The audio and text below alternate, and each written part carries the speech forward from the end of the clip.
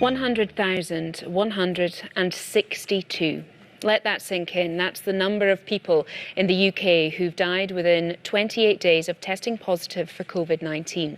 That's double the UK government's previous worst-case scenario of 50,000 deaths. Included in that total are 5,796 people who've died in Scotland with the virus. These stark figures have brought into focus our response to the pandemic, and alongside lockdown and the rollout of the vaccine, a new tactic is being deployed as part of that fight: tighter border controls. Many countries with very low death rates, like New Zealand, Australia and Thailand, have done this since March last year, introducing so-called quarantine hotels where all arrivals have to isolate for 2 weeks. So, are we about to follow in their footsteps? Stephen Godden reports. There is no. It's around a year since the first case of COVID-19 in the UK, and now the UK has one of the worst death rates in the whole world. I asked National Clinical Director Jason Leach where things had gone so wrong. That was National Clinical Director Jason Leach speaking to Rebecca earlier. Well, sticking with the rollout of the vaccine, let's take a look at the latest figures now. 437,000 people here in Scotland have now received their first dose. 95% of older care home residents have also been given their jab. As have 98% of frontline health and social care workers, while just over half of those aged 80 and over have had their first dose. Well, there are other reasons to be positive. Daily cases are falling consistently and hospital admissions are levelling off. Our health correspondent Lisa Summers has a look at the numbers. To India now for a story of the countryside versus the city, family business versus big corporations, and most of all, farmers versus the government. Yeah, for months now, tens of thousands of farmers and their supporters have been demonstrating against agriculture reforms introduced by the government. And to coincide with India's Republic Day today, the biggest protest yet took place, and at times it turned violent. There's been reaction to this movement around the world, including here in Scotland, as the Nine's Ami Sekon reports. Well, we asked the Scottish Government when it might announce a plan for how the £100 million would be spent. It didn't give a date, but said it understood the anxiety of homeowners and that work was ongoing to develop a strategy. You can only imagine, can't you, the anxiety that they're all having. I mean, this story's obviously been going on for quite a long time, 3.5 years. I mean, you hear stories like, you know, people living in a one-bedroom flat, they're starting a family, they want to move to a house and they're just stuck. They've nothing they can do.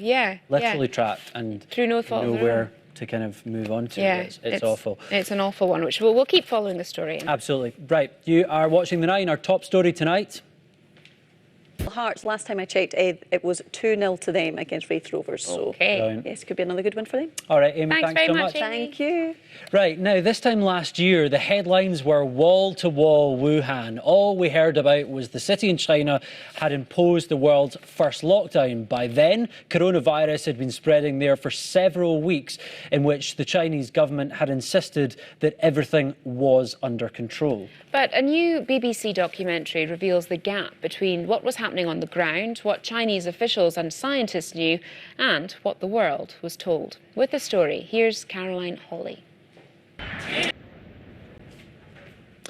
Now, some of us have been getting far too carried away when it comes to online shopping during lockdown, but lots of stories are emerging of people having...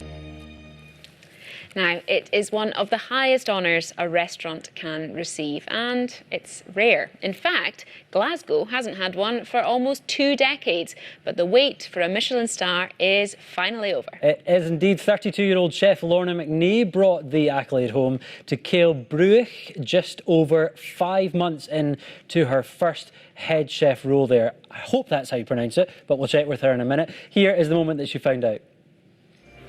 Thank you so much. All right, cheers. Bye. Oh, good honour. And we've got another foodie that's just joined us here. I bet you'll be, as soon as that's open, you'll be going straight there, won't you, Chris? I've been, it's great. Oh, have you? Oh, there you go. Of course there you go. And I'd love to go back when it opens. Yeah. I'd love to go anywhere, actually. Very true. What about the weather? What's it's been miserable for some of us today. Central southern Scotland, just a band of rain, sleet and snow, and not particularly pleasant. Bit of sunshine, though. Lots more of the same, eh? Indeed. Where was that picture taken, Chris? That was one of our weather watchers in Aberdeenshire. Oh, nice. Oh, they look happy, don't they? They don't look cold Rebecca. at all. Thanks, Chris. Thank you so much. Right, just before we go, returning to our top story about tighter travel restrictions being introduced, the Home Secretary, Priti Patel, is expected to announce the proposals in the House of Commons. Yeah, UK government ministers had been meeting to discuss this. That meeting has just finished. The BBC's political editor, Laura Kuenssberg, has said the agreement is broadly what is expected. Those coming home from high-risk countries will be bused to these hotels. Scotland's Deputy First Minister, John Swinney, earlier indicated their willingness to implement these plans on a four-nation approach, but did say that Scotland could go further if it felt it was the right thing to do. So more on that story across the BBC tonight and tomorrow for sure. And that is it for us for tonight. We'll be back at the same time, same place tomorrow. Thanks for watching. Yes, have a very good night. Good night.